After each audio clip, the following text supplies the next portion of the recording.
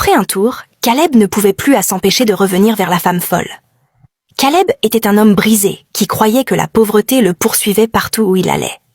Après avoir perdu toute sa famille dans un tragique accident, la vie refusa de lui accorder la moindre pitié.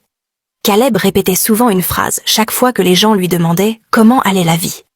Qui a donné naissance à la pauvreté? C'était sa devise. Caleb ne comprenait plus la vie. Il se battait chaque jour. Il cherchait du travail partout. Il suppliait. Il disait même aux gens qu'il travaillerait gratuitement. Parfois, il leur demandait seulement de lui donner à manger. Malgré cela, on le refusait toujours. « Va-t'en. Nous n'avons pas de travail pour toi. Reviens une autre fois. » C'étaient les réponses que Caleb entendait encore et encore. Il dormait affamé de nombreuses nuits. Il marchait sur de longues distances sans destination précise. Ses vêtements étaient vieux, ses chaussures usées, son visage toujours fatigué. Pourtant, une chose chez Caleb ne changeait jamais. Il aimait les femmes. Les belles femmes. Chaque fois qu'il voyait de jolies dames passer devant lui, son regard les suivait. Mais aucune femme ne le regardait deux fois. Certaines l'ignoraient. D'autres se moquaient de lui. D'autres encore l'insultaient. Caleb essayait à sa manière. Chaque petit billet qu'il obtenait, il le donnait à une femme, espérant qu'elle l'accepterait. Mais elle le repoussait toujours. « Garde ton argent. Va arranger ta vie. Je ne suis pas intéressé. » Chaque rejet lui faisait terriblement mal. Un après-midi, Caleb marchait dans une rue calme, perdu dans ses pensées. Puis il la vit. Une belle femme folle.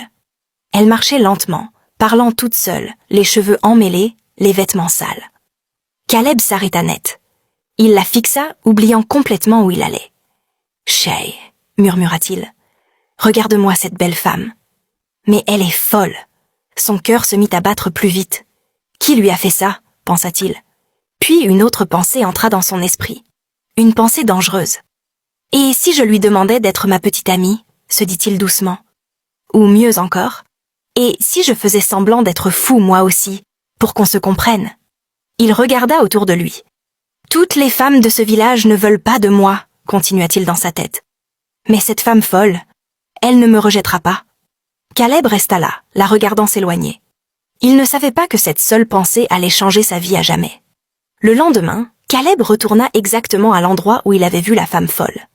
Il resta là du matin jusqu'au soir, affamé et faible, mais il ne partit pas. Il espérait la revoir.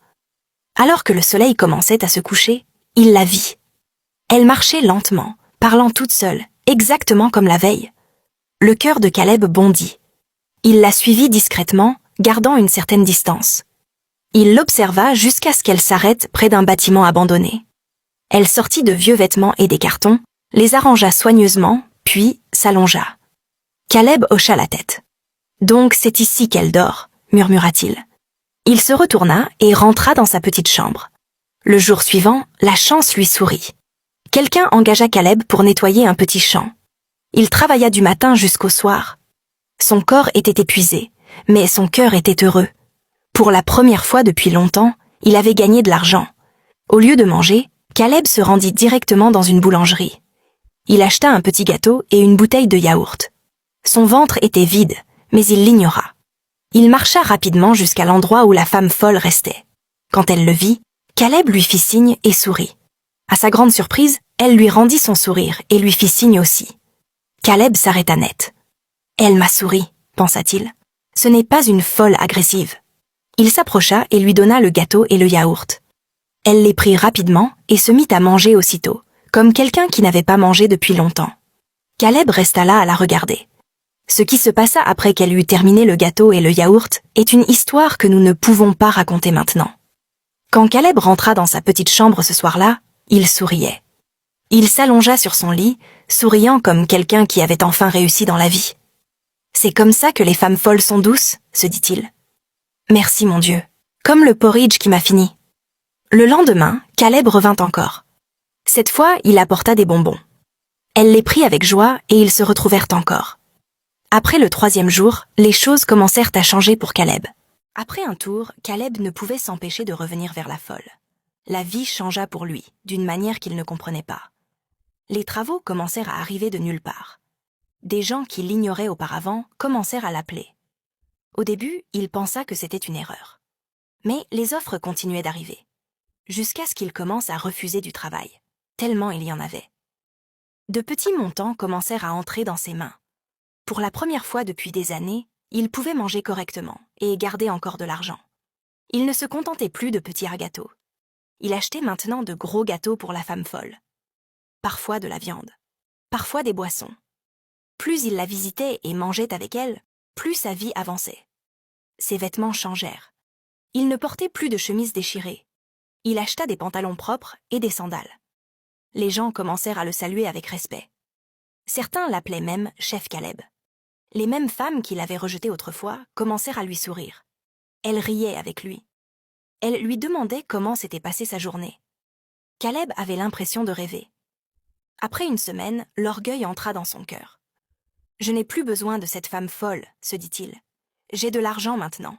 Je peux profiter de la vie comme les autres. » Il arrêta d'aller la voir. À la place, il suivait de belles femmes. Il dépensait de l'argent. Il buvait. Il faisait ce qu'il fallait faire. Il commença même à planifier des investissements. Mais 2 semaines plus tard, tout s'écroula. Caleb tomba gravement malade. Il alla d'un hôpital à un autre. L'argent qu'il avait économisé disparut dans les médicaments et les soins. Avant qu'il ne s'en rende compte, ses poches étaient à nouveau vides. Les travaux cessèrent. Les gens ne l'appelaient plus. Les femmes disparurent. Encore une fois, Caleb était seul. Il restait assis dans sa petite chambre toute la journée, pensant, se posant des questions. Qu'ai-je fait de mal? Pourquoi tout s'est-il arrêté brusquement? Il ne trouvait aucune réponse. Un soir, une pensée le frappa violemment. La femme folle. Sans perdre de temps, Caleb se leva et alla à son endroit avec des bonbons. Il les lui donna et ils se retrouvèrent comme d'habitude. Une semaine plus tard, les choses changèrent encore. Le travail revint. L'argent recommença à couler. Cette fois-ci, encore plus qu'avant. Caleb était heureux. Il recommença à profiter de la vie. Il dépensait librement. Il arrêta de lui rendre visite. Et avant qu'il ne s'en rende compte, l'argent disparut encore. Tout redevint normal. Pas de travail, pas de respect, pas de femme. Un jour, Caleb était assis devant sa maison. Il était silencieux. Il réfléchissait. Il repassait tout dans sa tête. Ce n'est pas une coïncidence, se dit-il. Et si ma richesse était liée à cette femme folle? Il décida de tester. Après quelques jours de visite, l'argent revint. Cette fois, il cessa volontairement de la voir. L'argent disparut encore. C'est là qu'il comprit la vérité. Sa richesse était liée à la femme folle. À partir de ce jour, Caleb se consacra entièrement à elle. Il la visitait souvent. Il lui achetait des cadeaux, des vêtements, et passait plus de temps avec elle. Bientôt, l'argent coula comme la pluie. Les portes s'ouvraient facilement. Tout ce qu'il entreprenait réussissait. Caleb devint riche. Plus tard, il déménagea dans une autre ville, où personne ne connaissait son passé. Il construisit une maison. Il ouvrit des commerces. La vie devint confortable. Avec le temps, Caleb oublia encore la femme folle. Mais cette fois-ci, l'argent ne disparut pas. Caleb commença à chercher une épouse.